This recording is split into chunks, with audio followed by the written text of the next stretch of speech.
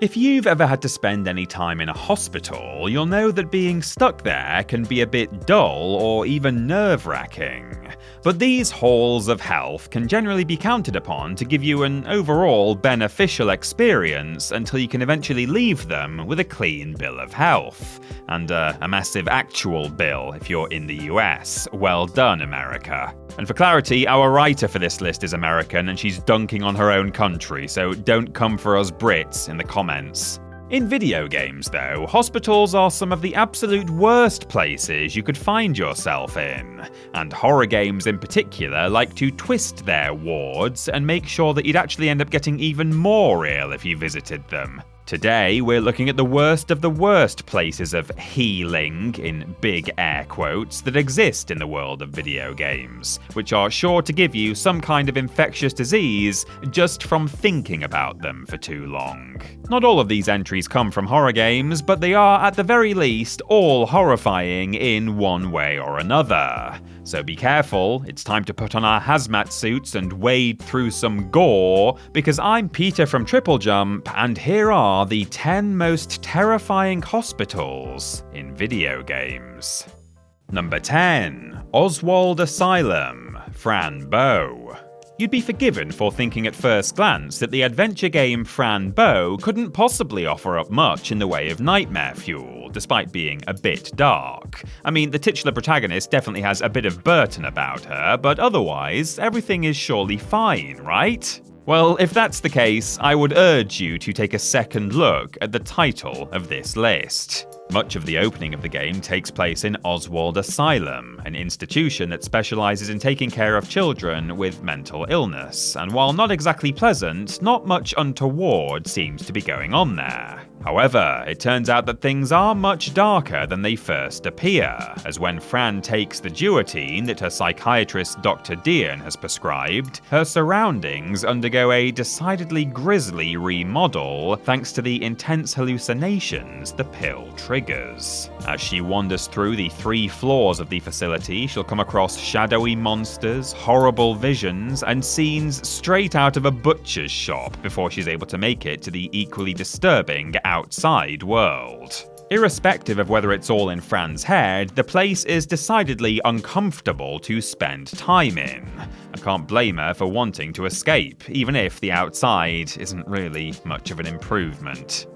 Number 9. Beacon Mental Hospital, The Evil Within. We're sticking with mental institutions for the time being as we turn our attention to the evil within and its base of terrifying operations, Beacon Mental Hospital. From the get-go, the facility is incredibly off-putting, as right at the very start of the game, Sebastian and his detective pals are headed to the place to investigate multiple homicides, and the first thing they're greeted with once they arrive is the overwhelming stench of blood and a massive crime scene to match. Of course, this is only the start of the troubles, as the camera monitors show speedy menace Ruvik taking out several security personnel before appearing behind Sebastian and jabbing him unceremoniously with a needle. This kicks off the true horror of the game, as the uncomfortable detective soon finds himself sneaking around huge enemies and getting sliced up by whirling blades that surely aren't a normal part of psychiatric treatments. Even when the game takes Sebastian outside the walls of the hospital, he is still able to return there to save, but between the creepy nurse and the ever-changing environs of this strange, impossible space, it never completely loses that unsettling edge. Number 8. Shagir Hospital, Dreadout 2. Though the 3 Dreadout games are not especially well known and a bit rough around the edges, they do have a certain amount of spooky charm, as well as a considerable amount of actual spook about them. One of the most unsettling moments in the game occurs when visiting Shagir Hospital in the 3rd of the series, which is confusingly titled Dreadout 2. When blood-soaked protagonist Linda arrives, nothing seems to be wrong with the place, with a waiting room that's no more uncomfortable than usual, and staff who are going about their normal doctoring and nursing duties. It's so normal, in fact, that Linda even takes a nap while she waits, without any harm coming to her. The real trouble trouble, though, starts once Linda is called into the doctor's office, and as she takes a seat and the doctor leaves the room, everything begins to go awry. First of all, the lights flicker, never a good sign, and suddenly there's a creepy figure standing out in the hallway, staring through the narrow window. There's also a seemingly occupied body bag on the examination table now, and if you bring the camera around fully, oh good, the creepy figure is in the room with us now, and dragging Linda into the other world. Add to that some spindly monsters, terrifyingly unsanitary rooms, and a mostly nude doctor with a buzzsaw, and you very much have the makings of a really terrible time. Number 7. Auburn Memorial, f.e.a.r. Project Origin. When a game is titled as aptly as the f.e.a.r. series is, you really should know exactly what it is you're signing up for, even if it's only thanks to that convenient acronym. There's not a single section of this game that doesn't house something a little unsettling, and thankfully for us, there's even a portion of f.e.a.r. 2 that takes place in a hospital, specifically Auburn Memorial Hospital. This particular section of the game starts out badly, with a vision of a medical procedure that's surely not up to typical acceptable standards, but even after waking up in one of the rooms of the facility, things don't really improve for protagonist Sergeant Beckett. The entire place is seemingly abandoned, though it doesn't take much to figure out what happened to the staff, considering the blood all over the walls and floors. On top of that, there are more flickering lights here, contributing to an overall bad vibe, along with plenty of Black Ops soldiers that are less than friendly, but at least a little bit less scary as well. Don't get too comfortable though, because you never know when Alma's going to show up. Oh god, no, she's here. I just had to say something, didn't I? Happens every time. Number 6. Battenberg, Theme Hospital. Well, would you look at that? My diagnosis? A severe case of a wildcard entry. I've got some cream for that. Yes, despite not being in the horror genre, both Theme Hospital and its spiritual successor, 2 Point Hospital, are a lot more terrifying than they may first appear.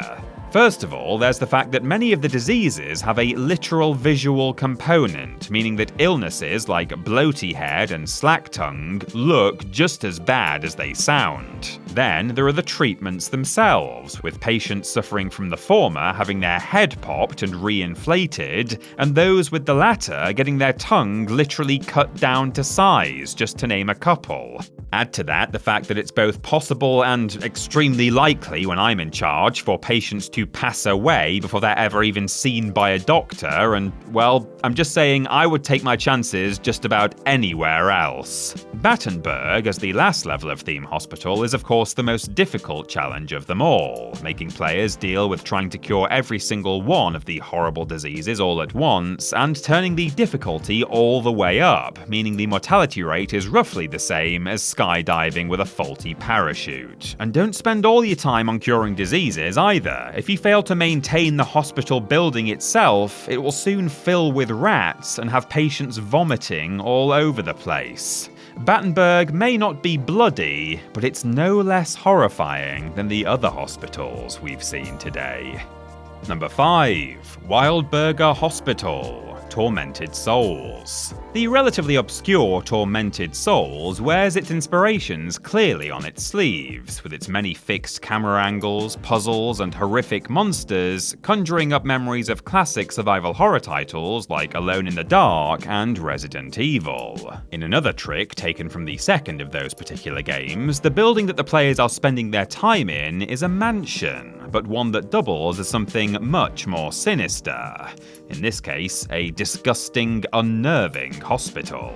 At the start of the game, protagonist Caroline Walker receives a letter with a picture of 2 young girls inside, with a message that guilt-trips her into visiting the mysterious Wildburger Hospital on the isolated island of Winter Lake. Things go wrong for her almost immediately, because as soon as she sets foot in the place, she's knocked unconscious, only to awaken in a tub with half the number of eyeballs she had previously. For those who don't like maths, that's 1 eyeball. After shaking this off, Caroline meets up with a priest who's able to give her a weapon, like all good priests do, and she sets out into the facility to boot up the generator and discover the place's many secrets. But the further she goes, the more the horrors try to fight back. At least she's only seeing half of the horrors she would have seen before, though. The hiding under a blanket logic dictates that when I can't see the monsters, they can't hurt me. Right? Number 4. The Hospital. Little Nightmares 2. The world of Little Nightmares is, in general, not a particularly nice one, and given that the enemies can be any size and shape, one can never be truly out of danger for very long. This is made doubly clear in the second title, the third main area of which is the hospital, and as you can probably guess by now, it's a less than ideal place to spend your time, especially if you're feeling poorly. As expected, the whole place is dark and generally uninviting, even in the relatively well-lit lobby. But pretty much the worst bit of it all is the fact that much of the place is stuffed full of mannequins, which are the patients. But these aren't just any ordinary mannequins, oh no, these horrible abominations do that thing where they move when you're not looking, or more specifically, when you're not shining a light on them, which is one of the top few things inanimate objects should not do, right alongside host evil spirits. The most unsettling thing about these enemies, though, the fact they can break into their constituent parts and become even worse when they do so. By the time Mono encounters the area's boss, the Doctor in the lower levels, he doesn't seem all that bad anymore, which is really saying something because just look at him. I think I'll seek treatment elsewhere, thank you very much. Number 3. Brookhaven, Silent Hill 2. As one of the most iconic horror games ever created, Silent Hill and its follow-ups helped to establish a number of tropes, and did them much better than a lot of games have managed to do since. One of those horror staples it popularized was the hospital level, and all of the nastiness associated with it. I mean, we're talking about it right now, that's how iconic it's become. Each of the Silent Hill games have their own horrible version, but probably the most scarily iconic is Brookhaven from Silent Hill 2, and a lot of it is down to those twitchy nurses. Ugh. That's not the only unpleasantness here though, as the halls are mostly abandoned and therefore absolutely filthy, more liable to give you tetanus than treat it. As James treks through the facility, he encounters the aforementioned nurses, the horribly named monsters known as Flesh Lips, and even Pyramid Head himself, and learns that even during its heyday, the hospital wasn't all it was cracked up to be, as it was running mainly for profit, and likely responsible for much abuse and malpractice. Still, at least he and Maria are both okay at the end of the ordeal. Oh, well, never mind. Number 2. Shalebridge Cradle, Thief Deadly Shadows. We're moving away from the horror genre once again now, but wouldn't you know it, the stealth adventure Thief Deadly Shadows actually houses one of the spookiest hospitals in all of video gaming. If you walk up to the Shalebridge Cradle without knowing what to expect, or don't pay attention to the ominous briefing, you may think it's going to be a straightforward heist, made even simpler by the fact that it's been abandoned for years. It won't be long though before the halls reveal the horrors they are hiding, as this imposing structure used to be an orphanage, then an asylum, and even for some amount of time, both, just to tick all the boxes. As such, there are loads of terrible secrets hidden about the hospital, as well as a number of wandering spooks and far too many unsettling sounds. My name is Laurel. It turns out the Cradle isn't just your ordinary haunted hospital with a tragic past exacerbated by archaic medical treatments, if you can call them that, but something far more sinister, as the building itself is capable of and responsible for trapping people inside for all eternity, and has some sort of malevolent consciousness all its own. You see, kids, this is why you don't go exploring abandoned buildings. You never know when they're going to turn out to be, well, secretly sentient. And number 1, Mount Massive Asylum, Outlast. I am convinced that night vision cameras are scientifically designed to make everything appear at least 5 times scarier than usual. And perhaps the place where this is proved most true is in the wholly unpleasant Outlast games. The first of these, and its DLC, Whistleblower, are made even more spooky by the fact they're set in a rundown mental health facility, overrun by its homicidal inhabitants, and ruled over by the unethical and appropriately named Murkoff Corporation. There's basically nothing in Mount Massive Asylum's massive asylum buildings that has even been in the same country as the word pleasant, because right from the start, the whole place is coated in blood, plagued by faulty wiring, and overflowing with progressively more irritating jump scares, and it only gets worse from there.